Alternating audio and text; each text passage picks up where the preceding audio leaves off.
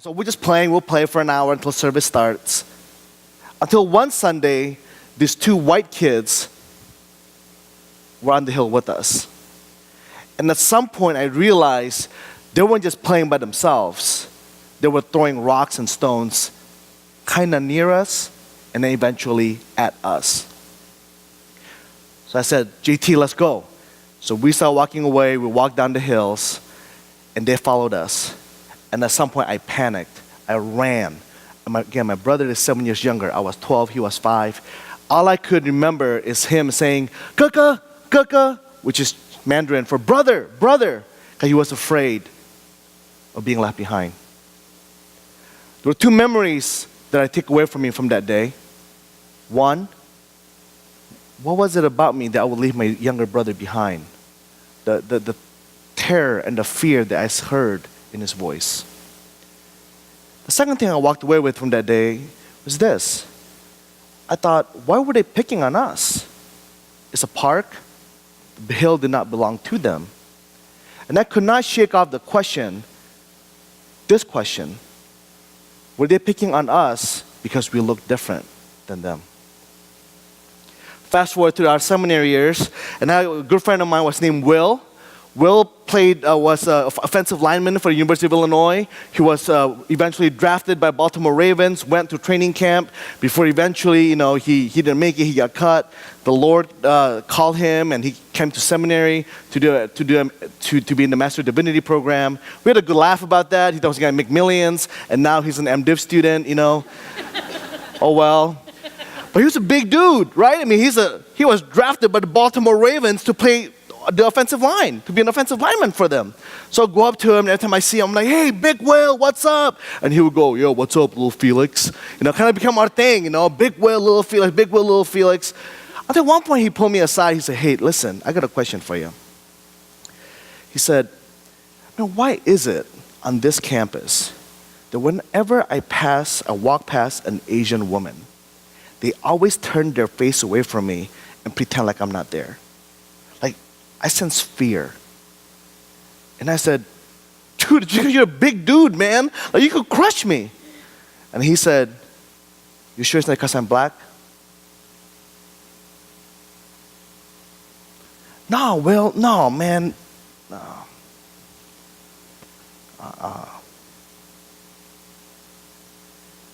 My guess is that those experiences are not mine alone. My guess is that there are many of you in this room who have walked on this campus and wondered, did I get a second look because of the color of my skin? Did a professor not call on me because I just look this way? Did the RA write me up because she doesn't know where I come from? Did I get a lower grade in that class because I disagree with what the professor said? Because that's not my cultural upbringing, my background? Did I not get invited to that party and to that outing because I disagree with them about what happened with Trayvon Martin or Eric Garner? Did I get excluded because I feel differently about the last couple different elections that we've had and the trajectory of our country? My guess is that each and every one of you could recall an instance, no matter what the color of your skin, where you wondered, did this happen to me because of the hue of my skin? And I don't think you need convincing that in this world, in this country that we live in today, it seems like we are reliving the civil rights struggles of the 60s.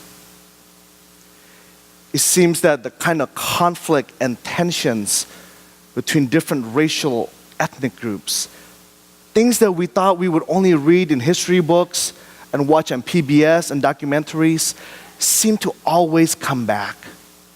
And I bet you, no matter what the color of your skin is, you have found yourself in conversations where you thought, oh, this is getting awkward.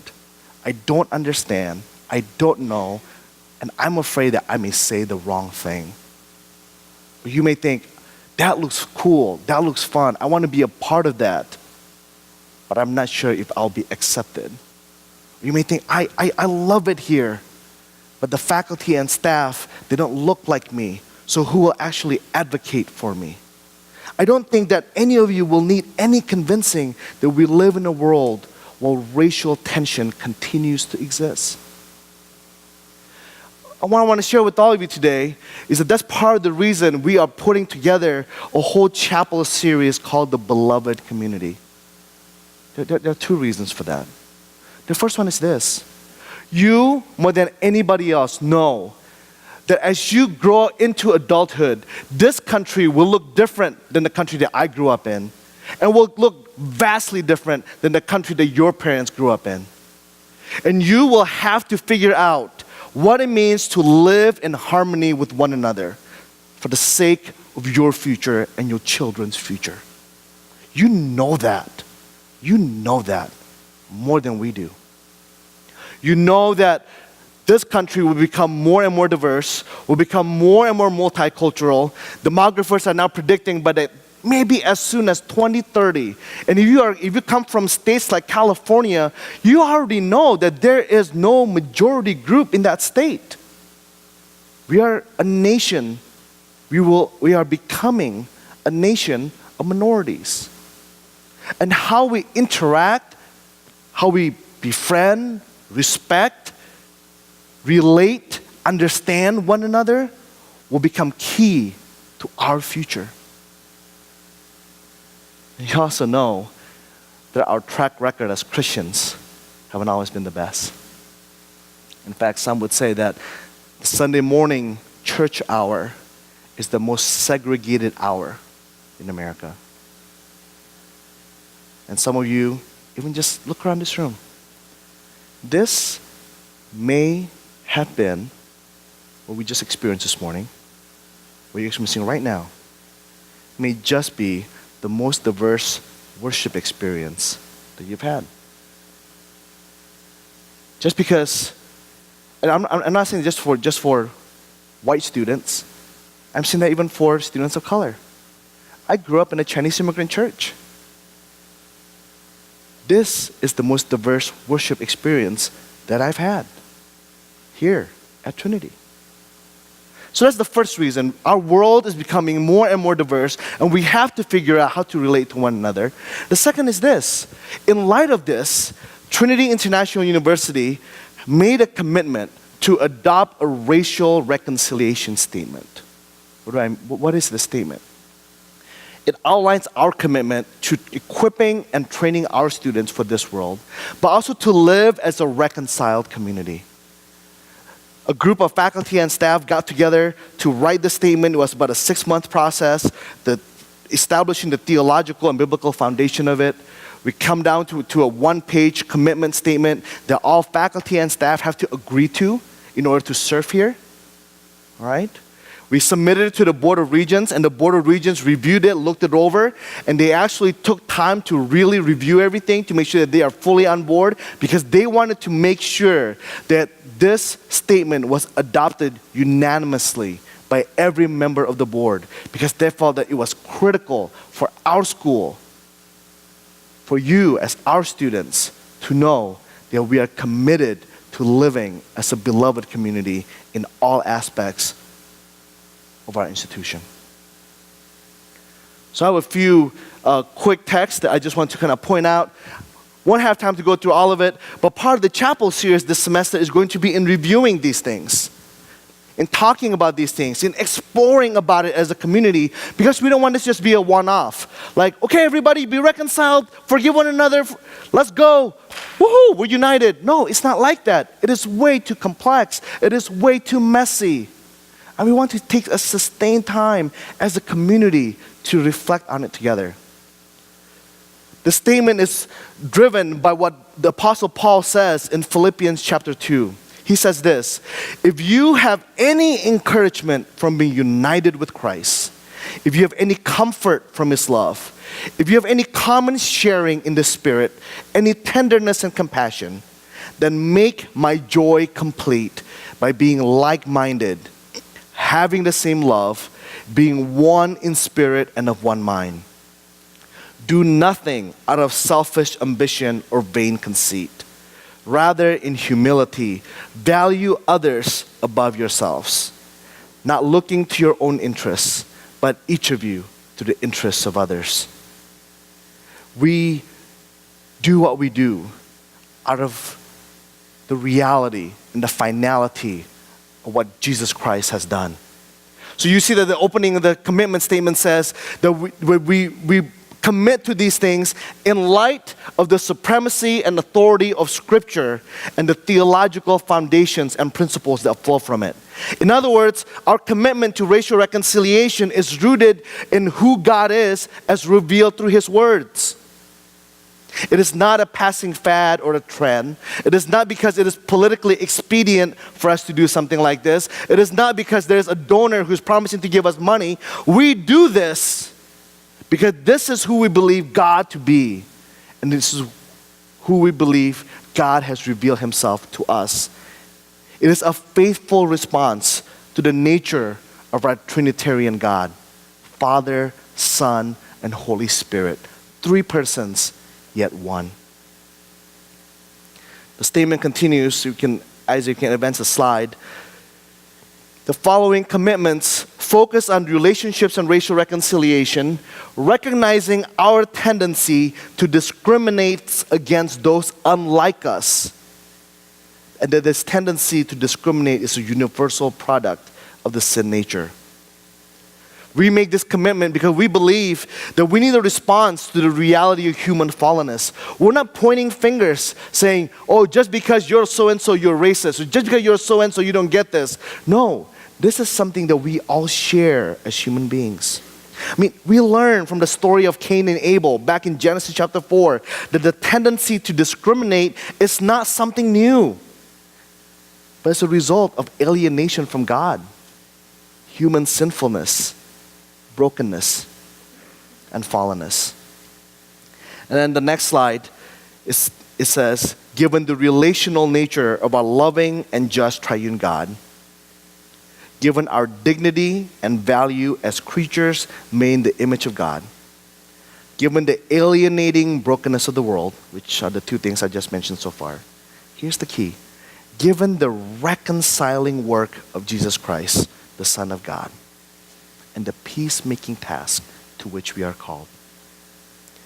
True, genuine reconciliation is only possible through the saving work and resurrection power of Jesus Christ. True reconciliation can only happen through Jesus. This doesn't mean that the rest of the world can't be reconciled, but we as Christians actually have the secret sauce. We have the silver bullet. I went to a state school, and the experience talks about equality and diversity and reconciliation from a secular perspective. And when I came to Trinity, I went to a professor and I said, I don't see anything different than how we sometimes talk about reconciliation as Christians, as those who talk about reconciliation without knowing Jesus. There's something different about how we as Christians talk about reconciliation because we have been reconciled with God.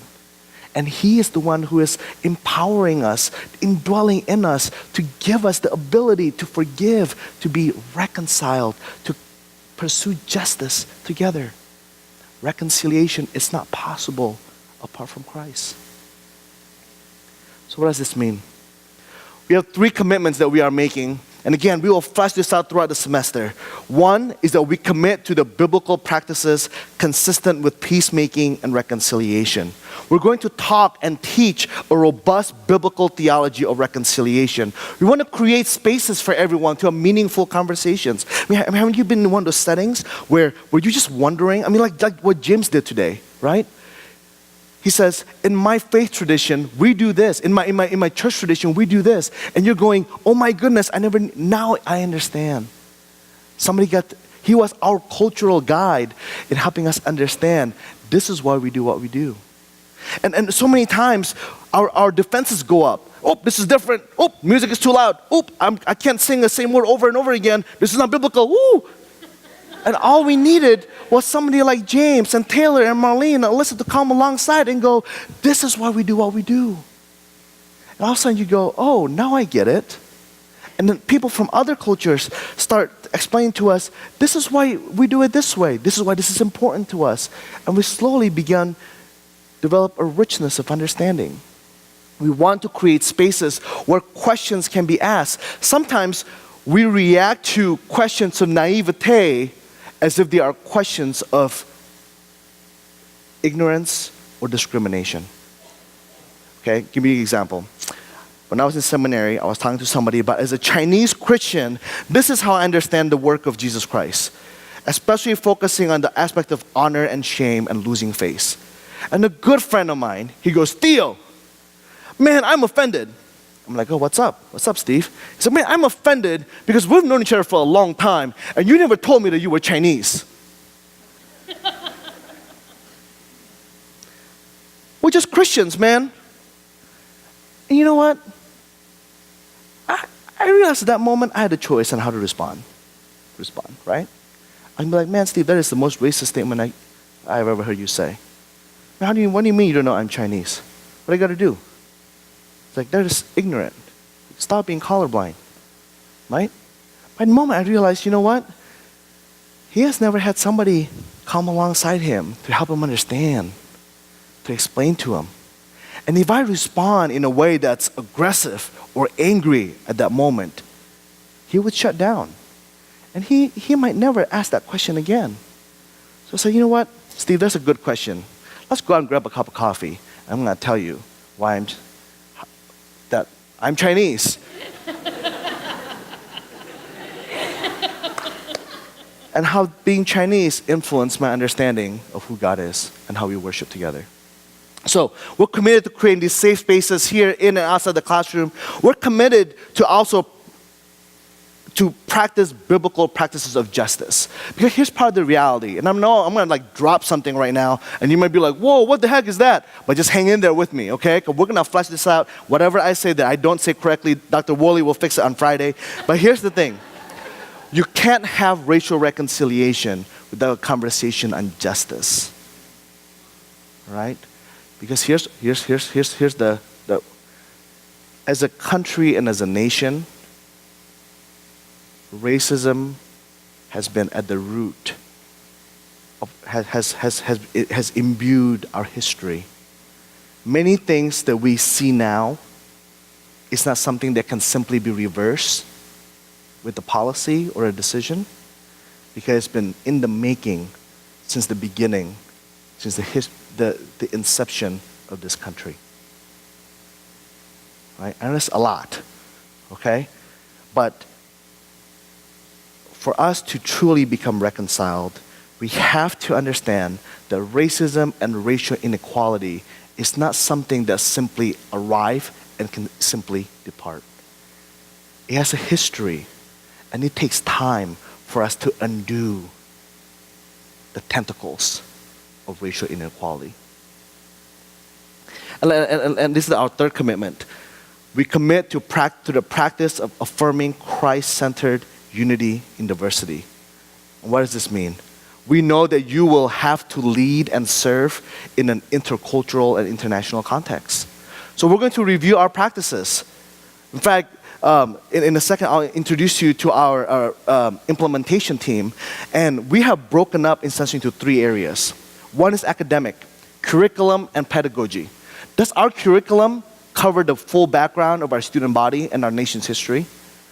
Is our pedagogy, the way that we teach, pedagogy, is the way that we teach culturally sensitive and responsive?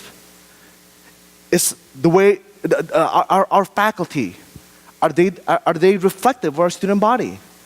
Are we going out and intentionally recruiting faculty members who can teach our diverse student body? So that's one, academic. The other one is student atmosphere, campus atmosphere. Are we engaging in the kind of groups and practices and traditions that doesn't just simply prefer one group over another? And then no matter what your background is, when you come here, you can see yourself represented and valued here. That you know that you belong because our chapel speakers look like you. That you know that you belong because our worship practices are the kind of worship practices that you experience at home. It's going to be a little bit uncomfortable for everybody, right? Because there's no one person who can be like a chameleon and like switch races in like 30 minutes, right? But are we representative of all of who we are? And the last group is looking at institutional structure, our employee training, our board of composition, where we may invest, where we may be involved in. Are they representative of our diverse country? We have an implementation team who will be looking into these things, who will be looking at these things. So Isaac, if you can pull that up. And I want to invite one of the members. You can see there, Dr. Bruce Fields, who serves as a faculty member at TEDS, is a co-chair with me. Lisa Weathers, who serves in the president's office. I think she's over here. She's right there in the corner. She's on the team with us as well. Dr. Wayne Johnson, who serves as the associate dean for the Divinity School. You know Dr. Don Hedges, who serves as the associate dean for the college and the graduate school. Dr. Peter Cha, who began the Mosaic Ministries, and Dr. Lori Matthias here in the second row is also on that team. Shelley McDaniel serves in human resources. We also have 2 students, Aaron Moore, who's an intern at Progressive Baptist, also as an MDiv student. We also have Jenny Olayo, who's also serving as the college student representative. And some of you have also received invitation. Again, as I mentioned, the implementation team is breaking up into 3 groups. We are looking at each of these things. So we have gone out and invited other members of our community, faculty, staff, and students to come and bring their voices and bring their input, bring their insights, bring their perspectives so that we can have a full orb, rich perspective as you tackle these things together. So I'm going to invite Jenny to come up right now, actually. And I've asked her to just come up and share about why she said yes. I mean, I sent her this email. I'm like, hey, Jenny, this is what's been going on. Blah, blah, blah, blah. It's going to be a lot of work. Come on. And would you like to be a part of it? Because we would love to have you. And she said, yes. So, like the Bachelorette, here's the RRIT edition of why she said yes. So, Jenny Olayo.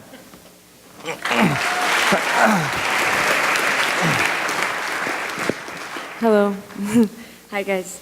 I remember the first time that they invited me to go to the meeting, and I was like, oh my gosh, like, everyone's a doctor, like, I was raised in the hood, like, what am I doing here? And so I'm going to tell you a little bit. I'm going to try to cool down.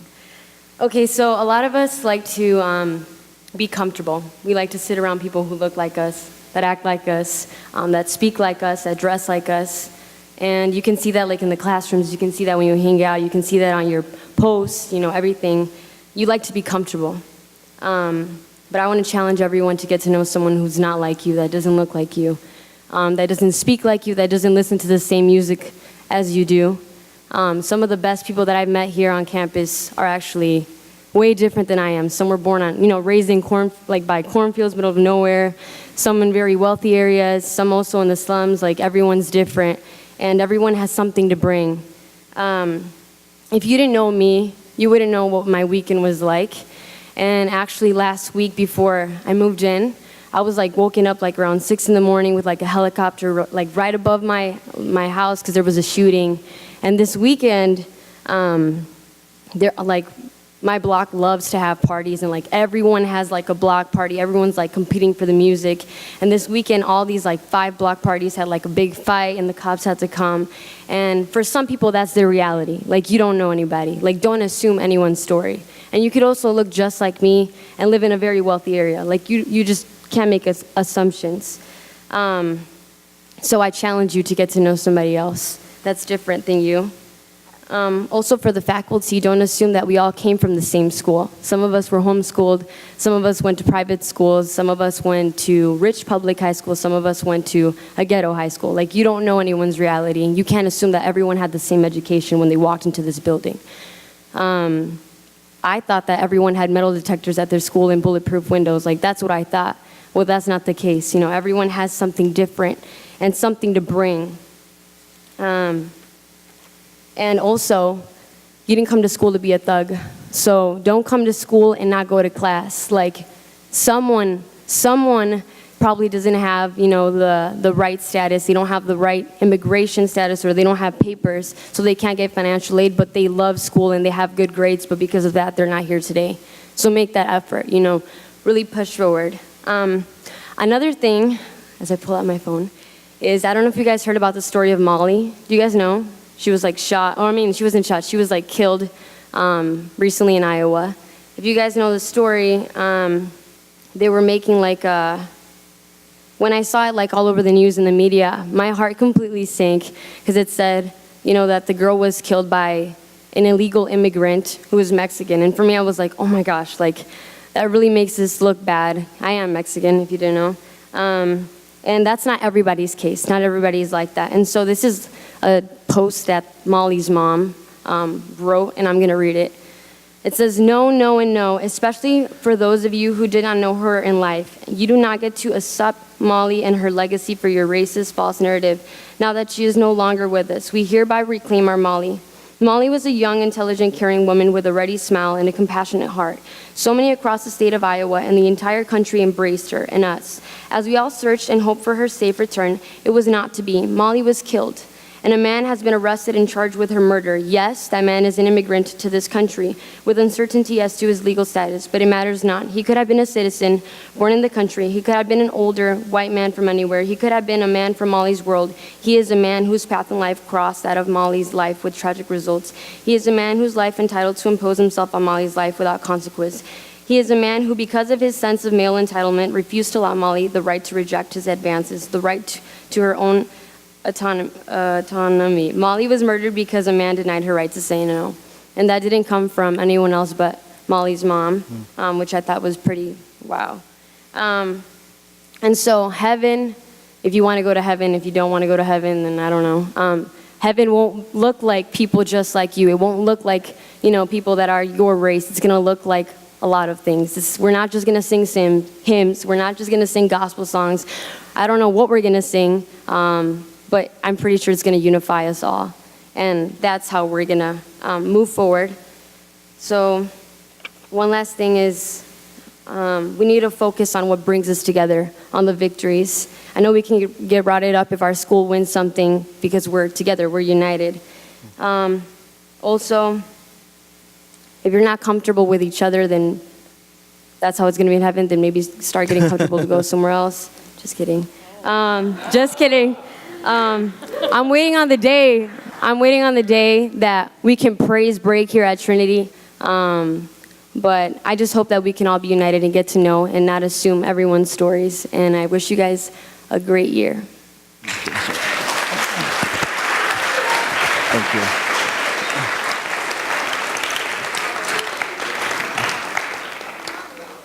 So Trinity, this is the task before us. I know that for some of you, as you hear what Jenny said, you may be like cheering inside, like yes, those are the things we gotta talk about. So thank you, Jenny. You also may experience a different emotion where you go, whoa, I feel a little tempted to put up walls, like I'm not comfortable anymore. All of a sudden, this is like, not sure. But we're going to get into the messiness. Right? Because this is complex, this is tough. And I want to challenge each and every one of you to have two postures as we engage in this together, in chapel and throughout our community. The first posture is this. It's a posture of openness. It's a posture that says, you know what, when I hear things that are different, I want to build up walls. I want to get angry. When I hear things that are ignorant or naive or is a misassumption, I don't like it, and I want to punch him back. I just. But I want to encourage you to have a posture of openness. So you know what? Before I say anything, before I make any judgments, before I do anything, before I walk away, I'm gonna say, hey, can we talk about that? Why did you get so excited? Why did you get so passionate about that? What does that story hit you in a different way? Jenny, why did you get scared? Why did you think this random guy in Oklahoma is representative of you. We don't think of you the same person at all. But for some reason, Jenny felt like this was reflecting on her. Why? Rather than saying, Jenny, that's ridiculous, say, Jenny, why? Help us understand. The second posture is a posture of embrace, right? It's like giving a hug. Now you guys know, okay, like we're in a Christian community here. So like, this is like the hugs that I most commonly see, right? You like lean in, you're like this, like if you're a guy and a girl, right? You go like this, you're like, right? Christian brotherly hug. You're like tipping over so much, you actually need to stay in this position or you like tip over, you know what I mean? Okay? That's a hug. That's not what the hug we're talking about, right? Not this hug. And you know, sometimes like you'll go in and it's like, I don't know, like Spencer, I see him. Sometimes like when Spencer gives you a hug, you're like bracing for it, right? Because you're like, oh man, he's gonna like really give me a bear hug. He's like, oh! And you're like,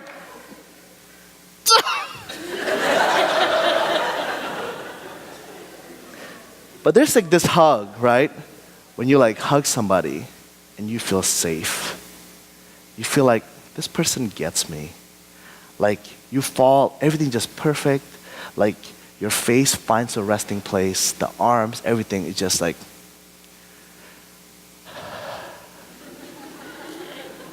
And you feel like the hug can go forever, right? I hope that we as a community this year, we can find the opportunity to embrace one another, to hug one another, and to say, friend, you and I, we're together. We're brothers and sisters in Christ. We're fellow, beloved children of God. And I don't really care how different we are. Because at the end of the day, we have one God. The same Jesus who died for me, died for you. And what's important for you will therefore become important to me as well. Thank you for your attentiveness today. I know that this is not an easy conversation. I hope that you will journey along with us. It's my invitation for us to journey together as a Trinity community. Thank you.